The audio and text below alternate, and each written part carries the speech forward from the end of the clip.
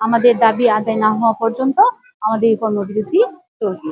আমি সুলতান আক্তার, সহকারী শিক্ষক, দত্তপাড়া জবিদ আলী সরকারি প্রাথমিক বিদ্যালয়, ঈশ্বরগঞ্জ নরসিংদী। আমাদের একটাই দাবি হচ্ছে 10ম গ্রেড।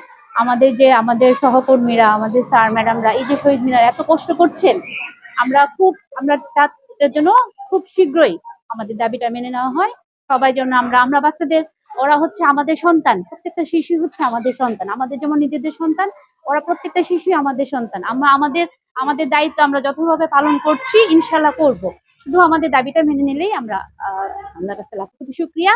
এবং আমার সহকর্মীরা যে অসুস্থ হয়েছেন, হসপিটালে আছেন, ওনারা যেন তাড়াতাড়ি সুস্থ হয়ে আমরা রীতিমতো ক্লাসগুলো আমাদের দায়িত্ব পালন করতে পারি, এটাই আমাদের।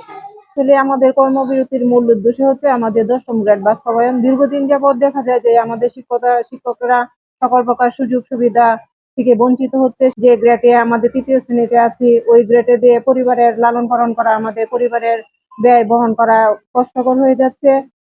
সে আমাদের প্রাণের দাবি। আমাদের 10ম গ্রেড বাস্তবায়নের লক্ষ্যে আমরা আজকে শহীদ মিনারে আমাদের সহকর্মীরা একতাবদ্ধ হয়েছে। আমরা শিশুদেরকে উন্নত জীবনের স্বপ্ন দর্শন উদ্বুদ্ধ করব। আর নিজেরাই যদি আমরা স্বপ্ন দেখতে না পারি, আমরা যদি আমাদের জীবন মান বর্তমান বাজার দরে প্রেক্ষাপটে আমাদের যে বেতন কাঠামো, সেটা আমরা যেভাবে আমরা জীবনযাপন করছি, সেটা আমরা সন্তুষ্ট নই। সেই জন্যই আমাদের সদস্য সরকার প্রধান শিক্ষককে 10ম গ্রেড ঘোষণা করেছে, যদিও সেটা আমাদের দীর্ঘ সংগ্রামের মাধ্যমে এবং মামলার মাধ্যমে সেটা অর্জিত হয়েছে। তাদের উপরে যে বর্বরচিত পুলিশি হামলা হয়েছে তার তীব্র নিন্দা এবং প্রতিবাদ জ্ঞাপন করছি।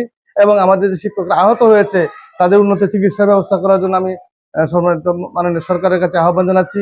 আর পাশাপাশি আলোচনার টেবিলে এই শিক্ষকদেরকে দেখে তাদের সাথে একটি যুক্তিসঙ্গত সমস্যা সমাধানে আসুক, আমরা সেই মানে একটা ব্যবস্থাপনা এবং কামনা করছি। আমরা চাই না আমাদের পূর্ববর্তী শিক্ষার্থীদেরকে আমরা বঞ্চিত করতে চাই না। আমাদের ক্লাস হচ্ছে না, আমরা বসে আছি, আমরা ক্লাস পছন্দ করি। আমরা স্কুলে এসে বসে রয়েছি, আমাদের ক্লাস হচ্ছে না।